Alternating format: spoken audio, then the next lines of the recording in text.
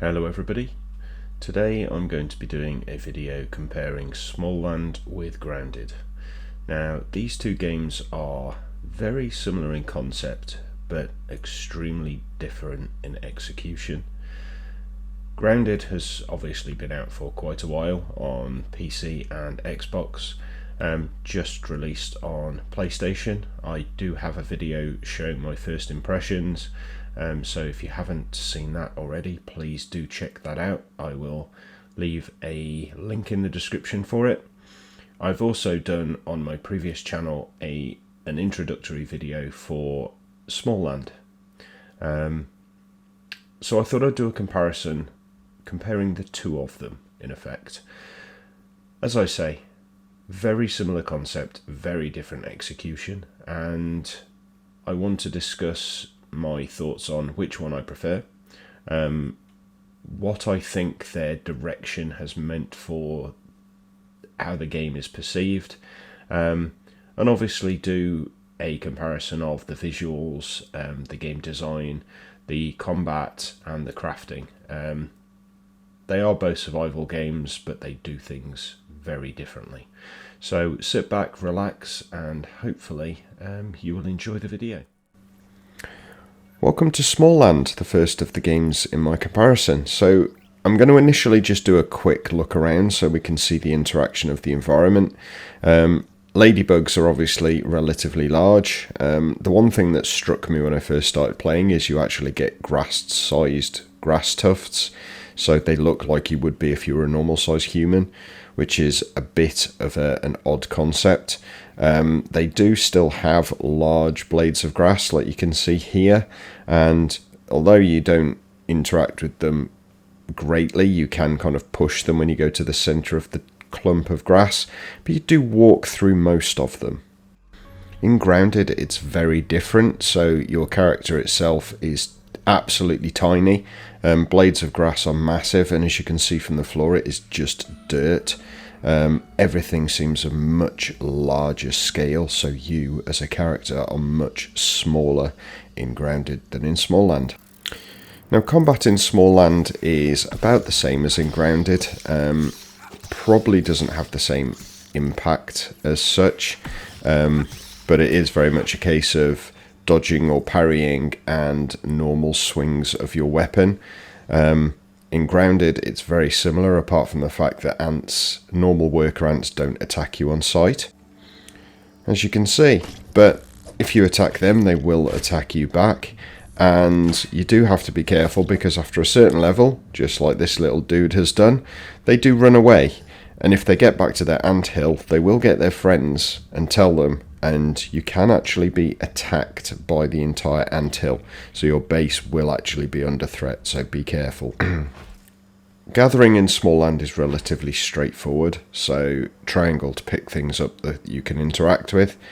Now you can use tools to harvest some things as well, and unfortunately most of the tools that I have in my playthrough are too low level to be able to interact with most of the harvestable items. So I think I have managed to harvest mushroom, but I can't harvest any wood at all, which as you use wood as a crafting material, even as a small character, that can be quite frustrating. Same as stone. I haven't found anywhere I can get stone from at all in my playthrough, and my Smalland playthrough is about as far into the gameplay as my Grounded playthrough. In Grounded, it's extremely similar, although instead of triangle it's square, but you walk up to an interactable object and you can pick it up. In Grounded though, you are much faster in finding items which can allow you to harvest resources from the world, like this clay. So I'm assuming in Smalland it will be similar when I do manage to get items that can harvest, but like I say, it's much easier to get to that sort of stage in Grounded, and there's more instruction. It may be because I've played it before that I'm finding it easier. That may also be a factor, but it does just seem much clearer direction in Grounded. Now, I wanted to take some time to talk about the visuals, because Smalland is actually a really pretty game. Don't get me wrong, it's not the best looking, but some of the lighting effects and just the distant objects and things like that, especially at the scale that they are in this game, is pretty impressive. And looking at the original trailers that I saw, it was one of the things that drew me to the game in the first place.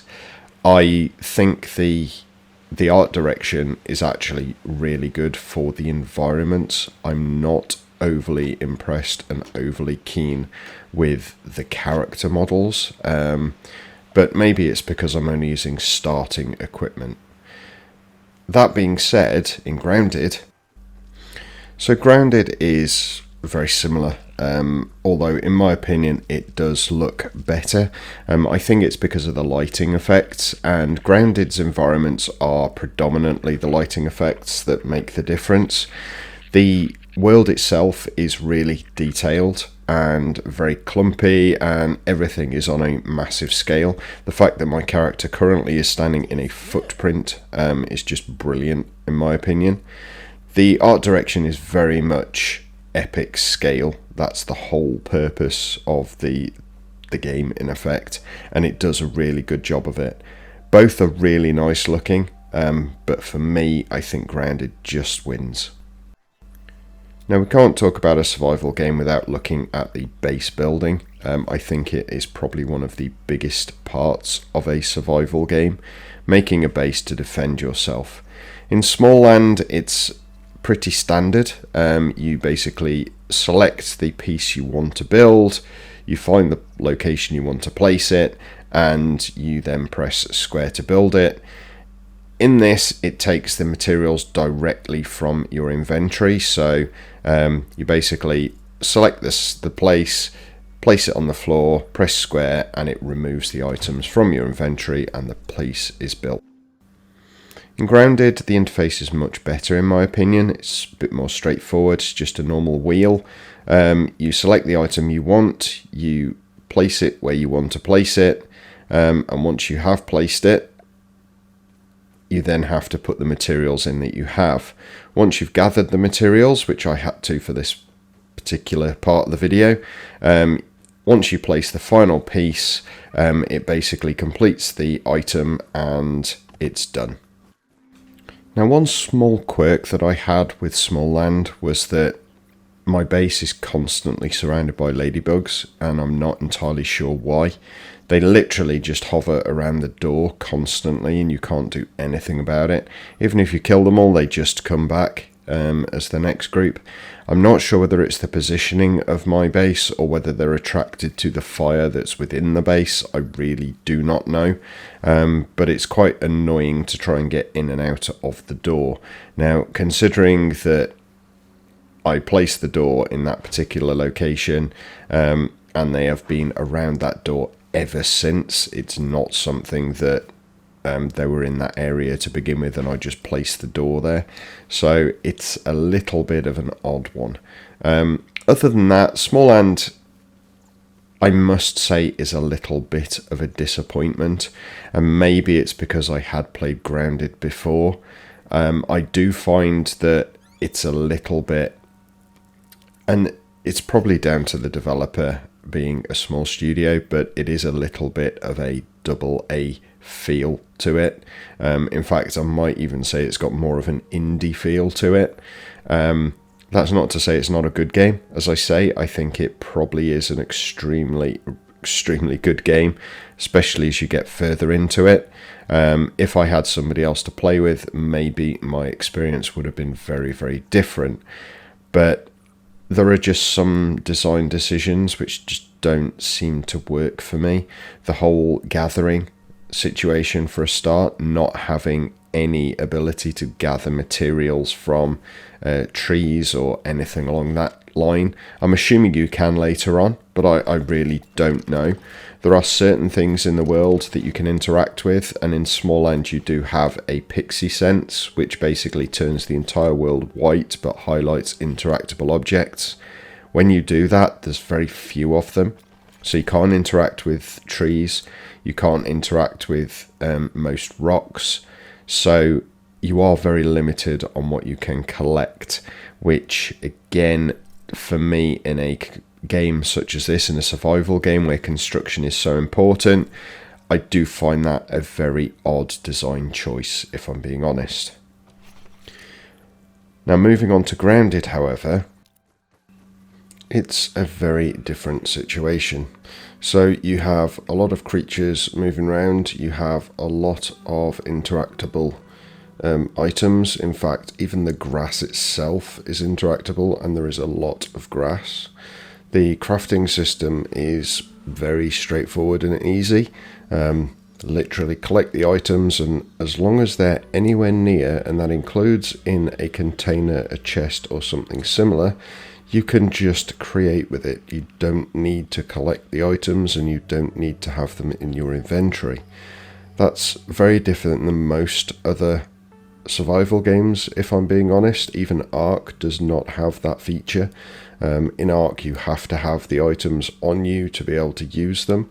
So the fact that Grounded actually allows you to utilize items from within chests nearby is absolutely brilliant. Other than that, the general graphics and feel of the game are just so much better in Grounded, in my opinion. It does feel like a much better constructed, much more polished experience. And I know that Obsidian is a much larger studio, but it is just something that's really nice. And the fact that when you are constructing or harvesting, you can actually completely destroy an item. So for instance, if you cut down a leaf of grass and then you take the last little bit out, taking that out means it won't respawn, so you can actually clear an entire base location doing that. I haven't seen any other game that does that.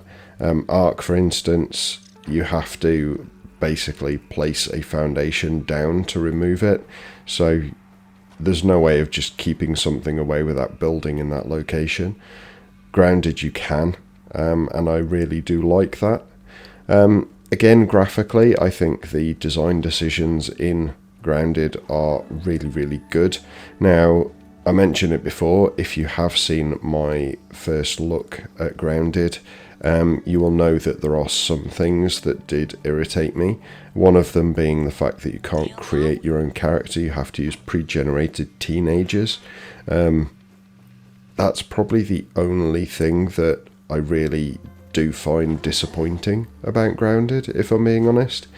It is a much, much better experience to play. Even the combat in some respects feels better, and it might just be that it's first person rather than third person, but to me it definitely felt like a nicer experience, and was more engaging. Now, I'm saying it might be the fact it's first person, but I do like third person combat games. I have a number of them that I actually still play quite regularly, so if it is the fact it's first person, it's probably just the fact that it's the third person in Smalland is not finished very well, or not implemented very well. It possibly is that. Now, I'm not saying Obsidian and Grounded don't have their own quirks. So for instance, I have a fully constructed base, apart from a doorway. So for some reason, I do not have access to doorways, and I can't remember when you unlock them or even how. For me, that is a really weird situation. Not being able to make a doorway to a base when you can build the walls and everything else, I just don't get it. Hopefully it's something I'm doing wrong, but I honestly do think and do remember that you unlock them later on. You would probably have to research a specific material that I haven't picked up yet, but you don't get any hints to that. And yeah, that's a little quirk that is a bit odd. But other than that, it's an extremely good game. And if you are to pick just one of these games, I would say that you should go for Grounded. It's a much better experience. It's much more fun, much more engaging, and it's much better even if you're on your own. Now, I would imagine that, as I said in my Smalland piece, that will be better if you've got somebody to play with. The same goes for Grounded. If you have got somebody to play with, it is a much better experience. But I do find Grounded is better solo than Smalland is. So there we go. That's going to be my comparison. Thank you very much for watching. I really do appreciate it. If you have enjoyed the video, please make sure you do click the like and subscribe to the channel. Share the video with your friends. I'm still trying to grow the channel, and recently I haven't had any new subscribers, which is very disappointing. So please do make sure you do share the videos and let your friends know about the channel. And hopefully I will see you for my next video very, very soon. You all take care. Bye for now.